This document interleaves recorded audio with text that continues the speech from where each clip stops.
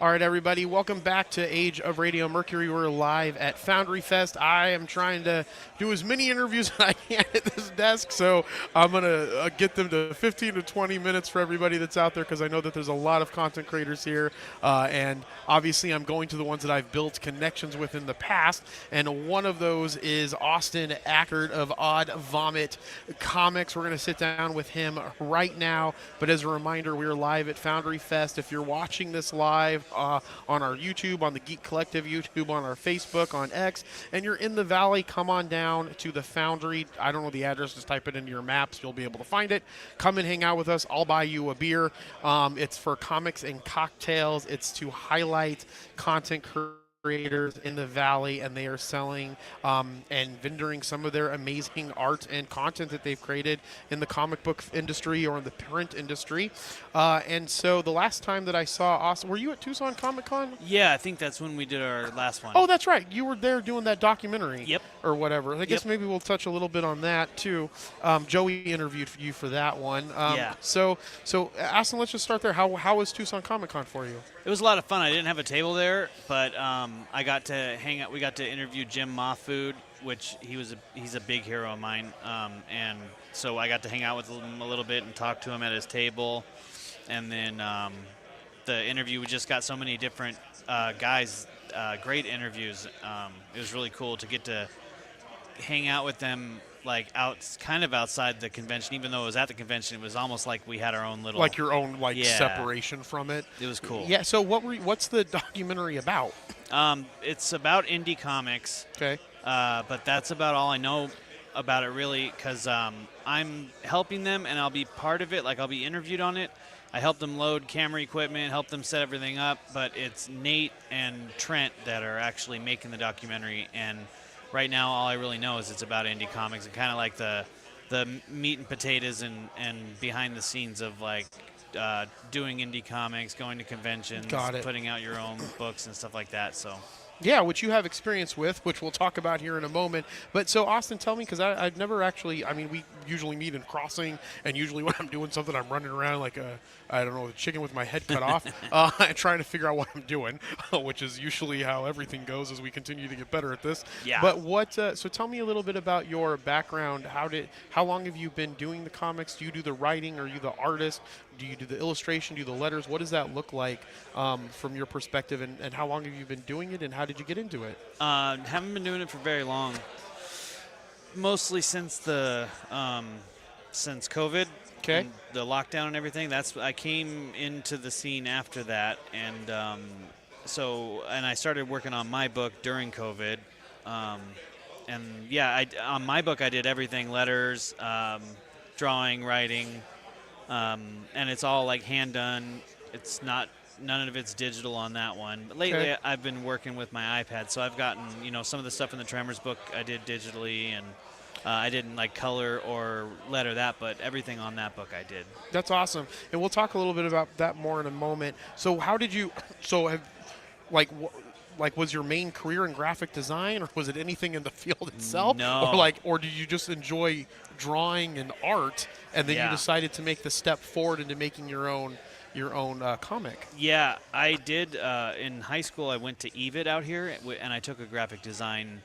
I took graphic design at EVIT. But that was the only experience I had with graphic design. I learned a little bit, but all the stuff I learned then, I think it's been so long because I graduated in 2006. So a lot has changed since then. So it was 2006. Yeah. 2016, 10. You said you started a couple years ago. Yeah. So if I were to try to be like a graphic designer right now, it ain't happening. Okay. So then, what was going on in your life at the time that you were like, okay, I'm gonna go and start this venture and start making my own comics? It was mostly I turned 30. I had 2 kids, and I had turned 30. I'm 37 now, so this is a while ago. But I was like, oh my God, I'm gonna die soon. I gotta do something, and I never did. Like, oh, I've wasted my life. So I was like, I gotta do something with my art. Yeah. So what were you working at before that? Like, what were you doing? Everything. Like landscaping, cooking. I worked. I was a cook for a long time, like about 9 years, and then at various different restaurants and bars. And now I'm not even doing this full time. I do asbestos and mold abatement for my day job. Yeah. which is nice to have the income from a day job so that I don't have to really worry about this making my money. Yeah. But Yeah. because if I did, I wouldn't be making any money. So, but So you're in this period of your life. You're trying to figure out what, trying to take. I guess this was a passion for you then, Yeah. something that you really cared about, that you wanted to get out the gate and bring to the people. Yeah. So then, did you just go ahead and you started Crimson Sunshine? Can you grab it for me? real Carmine quick? Sunshine? I'm Yeah. sorry, Carmine Sunshine. My no, it's part- okay. apologies. People get it It's wrong so all the Carmine time. Sunshine. So Carmine Sunshine. So this is your full comic, and this one here, you did the illustration, the lettering, the writing, everything for Yep. it. So walk me through that process. Was it just you sitting down and doing it like on Adobe Illustrator, or what did this look like? And then did you kickstart it, or did you just go to print with it with your own money and then try to start selling it? What did that look That's like? exactly what I did. Yeah. None of it was on Illustrator or anything like that. So I didn't know anything about how to make comics. So, I was reading online about writing. I always knew, like, I made comics as a kid, but Yeah. you got to learn that they did it at 11 by 17 on Bristol board, and shrunk it down and blah, blah, blah, and yada, yada. So I, did a bunch of research on how to make a book, and I got a lot of things wrong in this book. But Well, so like when you say wrong, like a lot of things wrong, like the storyline, or like just the storytelling wise. Yeah. And then like when I did some of it, I did it on this this Bristol 11 by 17 Bristol that had blue lines on it for borders, and it Got said it. like comic book page at the top. And I didn't realize you have to put that in digitally, because the photocopiers now they don't work to where you can drop off the blue like it used to not show up on photocopiers, I guess. Yeah. But now I think they're so good that so you have to go in digitally and remove the blue lines. I didn't know you had to do any of that. So some of my books have the blue lines blue on line. them. But I mean, that adds character to it. And if Yeah. you don't, I wouldn't have known that. I Right. would have been like, oh, this is really cool. And you see Right. how that page is kind of yellow? Yeah. It's because I had this paper for so long it started turning yellow because I like saved it up to. I'm like, I'm going to use this one day to make a comic book.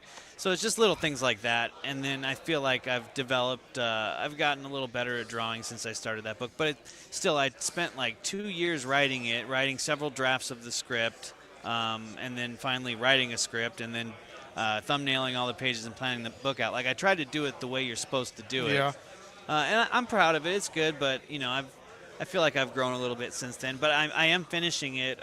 There's 5 issues now, and the 6th one I'm like 12 pages away from finishing the 6th one. And that one I'm doing half the book digitally, and the other half is because I drew it all. I was going to make it as one big book, and then someone else suggested I should cut it into pieces. So it was like mostly already drawn. And I Yeah. do plan to do a Kickstarter. But Yeah. I had to pay So- to do the print run. So for Carmine Sunshine, what's the premise of it? What's it about? Vampire gets abducted by aliens and then goes on a journey of self-discovery. That's the That's elevator awesome. pitch, yeah. That's awesome. That's cool. So how many issues do you have? You might have said it when you were saying everything. How many issues do you have of it right now? There's 5, Okay. but there's a 6th one that's like the last one. Okay, so there's 5 right now. The 6th one's going to be the last one. Yeah. And then are you going to? So from my understanding, based off of our conversation right before this, Carmine Sunshine is your full project. Do you have another comic that you're in the works of that you're wanting to do, or a story that you're wanting to tell that's just from you? Yeah, the next one I want to do after this that will be all me writing and like this one, but I hope it'll look a little better. It's gonna be I don't really have a title for it, but it's basically a revenge story about an ape man there's a dinosaur that eats his son, so he goes on a revenge. Yeah, okay, got it. So then what's the hard, so in this process of you taking that to print, and you only sell, do you sell them online? Not really, unless somebody hits me up on Instagram or something, but I don't have like a website or an Etsy or anything where I sell it. It's mostly at these shows and stuff. Right, because I see you at every, like you're the main consistent person that I've seen at every show. I do try that to go. I've been to. I mean, even when we were at Tempe, the Tempe Fan Con or whatever, The you library were right. one? Yeah, you were right next to us. and Yeah, then that's right. Yeah, yeah. That's so right. and you also have, you usually get a booth at Phoenix Comic Con as well. Yeah. So you have that booth as well. So you're everywhere. So you spend a lot of time going to these events to try to, then that's how you make your money from your comics. Yeah, I mean, I would like to make more money off it, but mostly at the shows it's like sketch cards or prints or something. And I feel bad, like, because some people they're very passionate about having their book, and it's, I wish it could be just Carmine Sunshine and only my stuff, but I do some fan art stuff. But I try to put, like, I feel like I have a unique style, and I try to warp the stuff that I draw, so it's not like just straight up fan art. It's like I add my own little twist to it. But I wish I didn't have to depend so much on prints and sketch cards of stuff that's not mine, but it's just the way it right, goes. because there's also, so this one though, this Trimmers, you did the actual cover for. I didn't do the cover. No, not the cover. I'm sorry. I did a story in it. It's like an anthology. Tom Got it. Rodriguez does all the covers, but Oh, got it. So this is an anthology for Trimmers, but you did one of the stories inside of it. yeah, I Okay. did that one actually. Okay, nice. With this cool little alien. Yeah. Yep. All right, so let me see. All right, so this is the Old Fashioned by Austin Ackert. So what's the story here in this little anthology that you did? So I have a story in each issue, but that one specifically it's like these little aliens are here to harvest plants, and so this one, he comes up with his shovel, and he's looking at the plant, and he's about to dig it out, and another one comes up with a ray gun, and it's all in like alien language, so none of it's Right, that's what I was going to ask, because I saw that. I was like, it's not in. It's Yeah. all. Is any of it in English, or you No, just have to figure it's out all- what's yeah, going you off? gotta by figure the, out what's okay, going on. That's But actually a really cool concept. he's like, I got this ray gun, and look how cool this is. He shoots the plant and lifts it up out of the ground, and he's like, haha, your shovel's old and it sucks. And then a graboid pops out, so the guy's like, oh, he shoots it with his ray gun, it lifts the graboid out of the ground, and then the graboid ends up grabbing the guy and starting to eat him.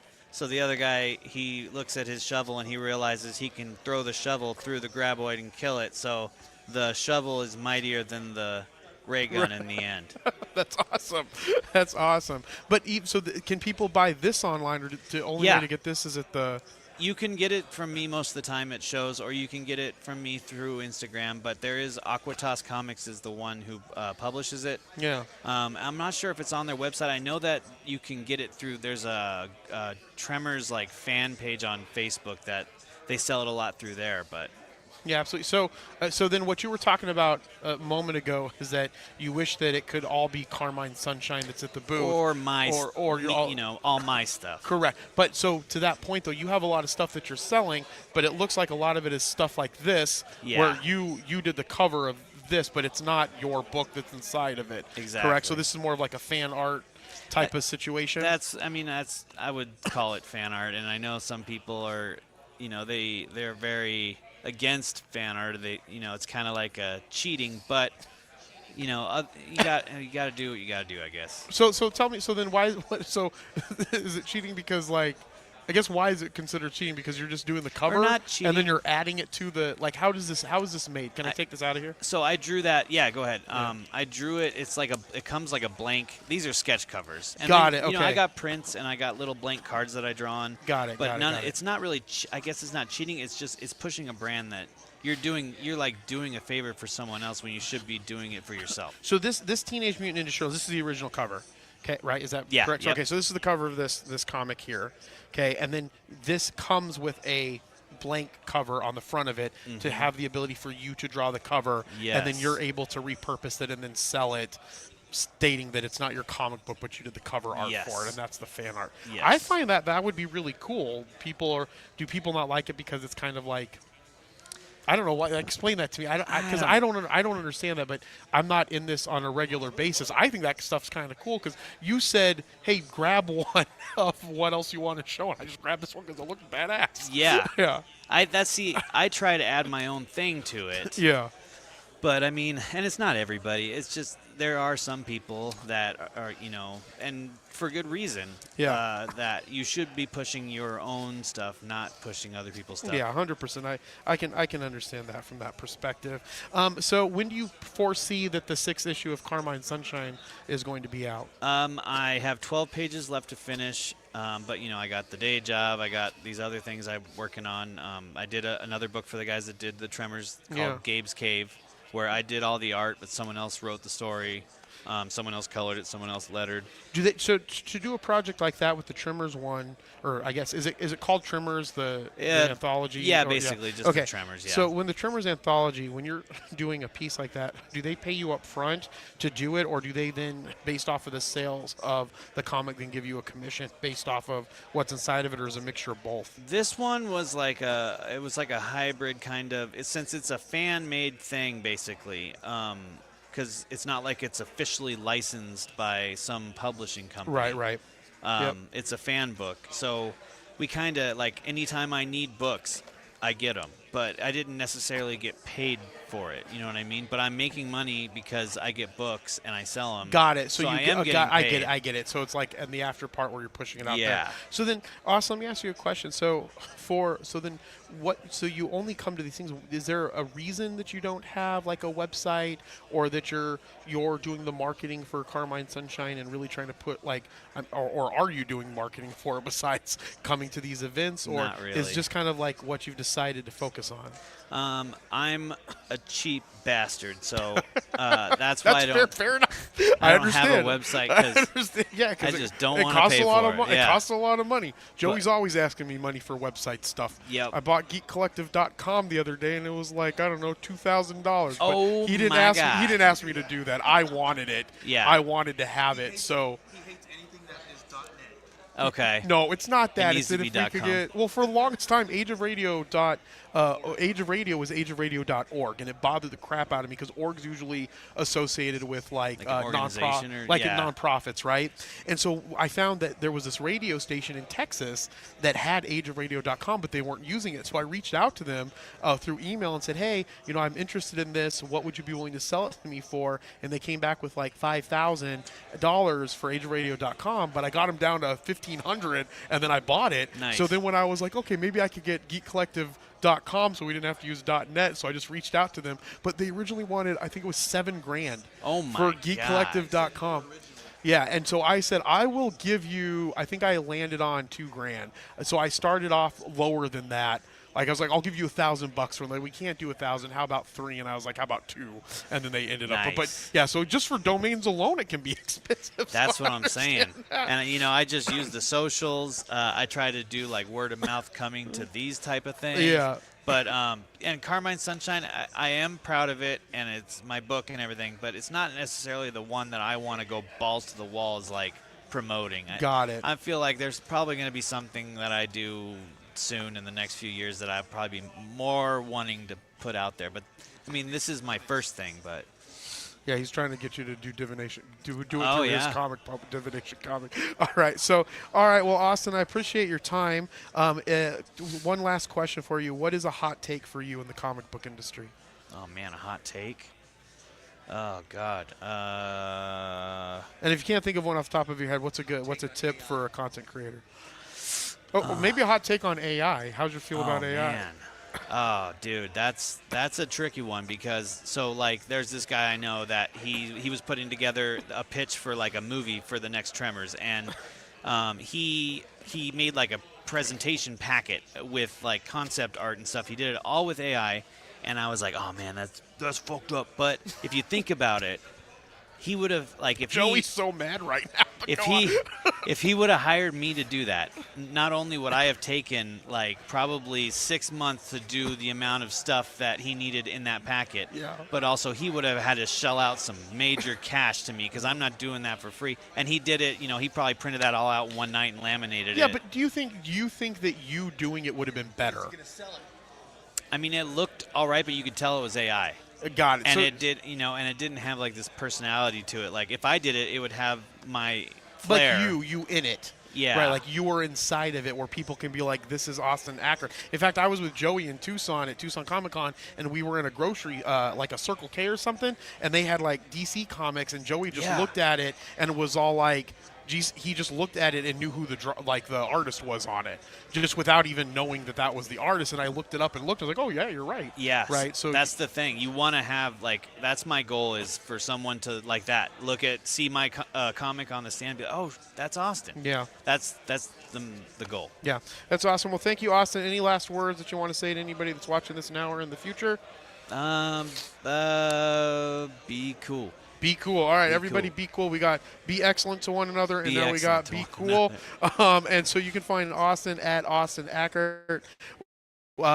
And that's on Ask Austin Ackert Art. That's on Instagram, X. No, I don't really do X all that much, but I got Blue Sky, Sky, yep. Sierra or whatever, Kara, Facebook, Instagram, yeah. All right, cool. All right, guys, we are live here at Foundry Fest. We are here at 2:30. We only about an hour and a half left. I don't know how many of these are going to do. I might have to do a rapid fire walkthrough with the iPhone here just to hit everybody up. But having some great conversations. Austin, appreciate you. Thank you. Heck yeah, man. And we will be back in a little bit for another Age of Radio Mercury, your home for podcasting news and pop culture news. Again, we're live at Foundry Fest. My name is Jeremy. As I always say, be thankful, grateful, and kind, and we'll talk with you guys soon. Bye.